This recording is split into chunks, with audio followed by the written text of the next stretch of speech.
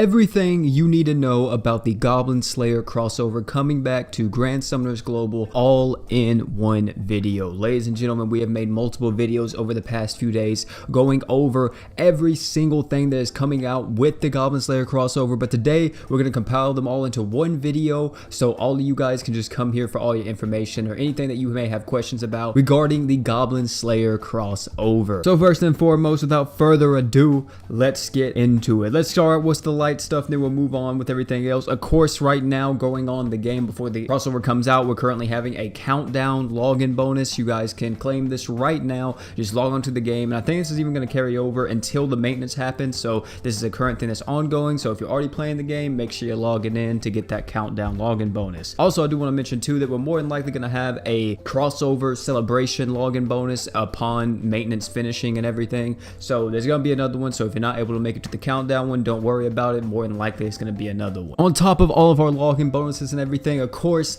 with the Goblin Slayer crossover, this is going to be a brand new thing. Well, I guess kind of brand new, not really. We're going to be getting, I'm assuming, daily crossover summon tickets every single day. It says assemble your Goblin Slayer team with free daily crossover summons. Unfortunately, this time around, we are not getting a guaranteed crossover unit ticket from what it seems like. So instead, we're going to be getting a daily free crossover summon that you can do every single day with the tickets. It's probably not going to be multi-summons, guys. It's probably just going to be single summons. So at least it's something, but it is there. Since we're on the topic of units, why not talk about all three of them? If you guys are wondering about what they do and what buffs they received and all that good stuff, I made videos detailing every single one of them, talking about how strong they are, talking about what their buffs did, if their buffs did anything to them, if it made them better, made them worse, whatever the case may be. You guys can find all of those in the cards in the top right. However, I will break them down to you very quickly, but in a very more compact way. Goblin Slayer, this man is a sustained ramping damage dealer. He's going to be able to deal more damage the more HP that he loses, and also the more stacks that he has. He's also able to stack his arch gauge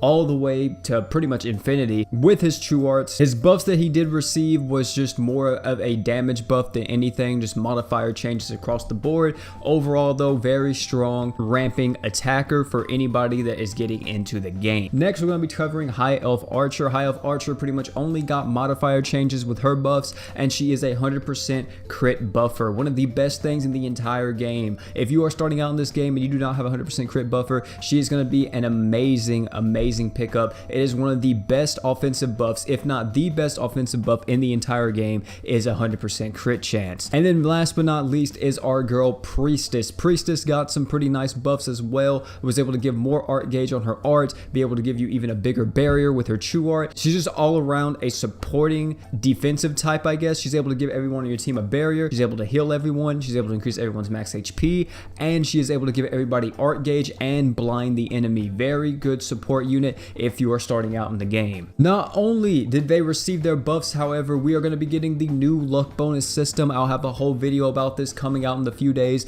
but every single one of these crossover units will be able to get to luck 120 for free by farming the event. So make sure you do that if you luck sack and wind up pulling any of these units. And I think we talked enough about the units, so let's talk about the next thing, which is going to be the gacha summonable equipment. Pretty much all these, from what I can tell, stayed the same, but they are returning. We're going to be having the Goblin Slayer sword, Goblin Slayer's helm, sounding staff, priestess robe, elven cloth, priestess boots, and I think that's actually it for all of them. So if you are wanting to get any of these crossover items, make sure to summon on the gacha equipment banner. As for which ones I think are really good for you to pick up, no matter what, the physical attack item, the Goblin Slayer sword, is a very nice pickup. Really good damage buff if you're a human type. The defense item as well, the Goblin Slayer's helm, is very strong, very good damage mitigation. The priestess robe and elven cloth are both very good support items, so either one's going to be a really nice pickup. And also the priestess boots isn't too bad as an item as well if you want that.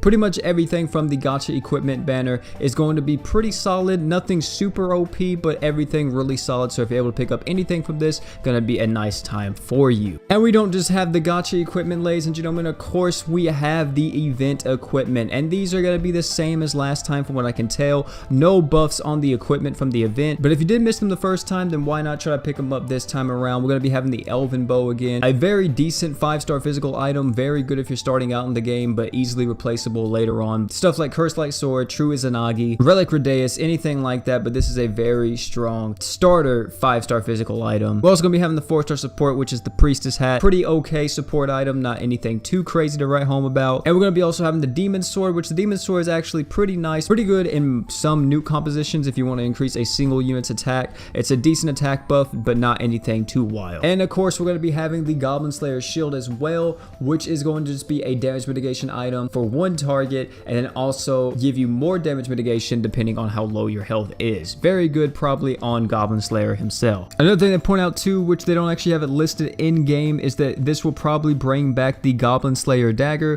which if you guys don't know what that is, it's a 4-star physical item that is able to roll multiple different abilities onto it, and you're able to enchant it multiple times. So if you're interested in that, make sure you do it, but they don't have it listed in game, so I don't know if they're adding another one to it. But for anybody that didn't get the first time, you should get it this time around, especially if it's your first time playing during this crossover. If you're interested in spending money, of course there's going to be packs that you can buy in game for different Goblin Slayer themed stuff, possibly even Goblin Slayer equipment and all that. So if you want gacha specific stuff, you could probably buy the packs for it and see if you get a random equipment from that. As well, you're going to be having a very alright step up summon right out the gate whenever the Goblin Slayer crossover hits global. It's going to be a 50 paid step up summon in total if you are interested in doing it. It doesn't give you 10 units every single step, but however on the last step it does guarantee you a 5-star unit and a crossover equip. So if you want a chance at getting a unit and you also want an equipment and you're interested in spending money in the game, then this probably isn't a bad option if you want to go with it. And then finally, the last thing that I recommend every single one of you guys do if you are playing during this crossover, just because it's tons of free rewards, so why not do it,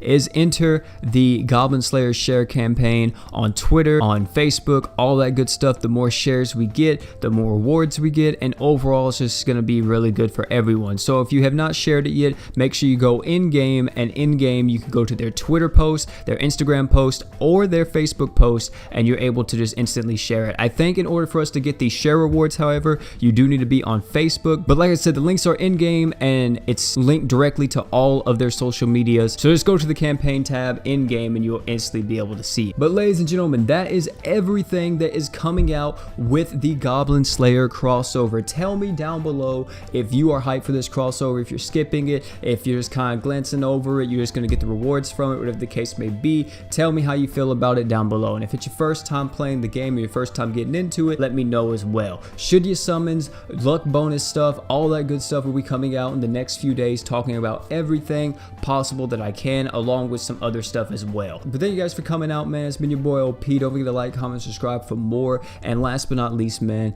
don't forget to drink water.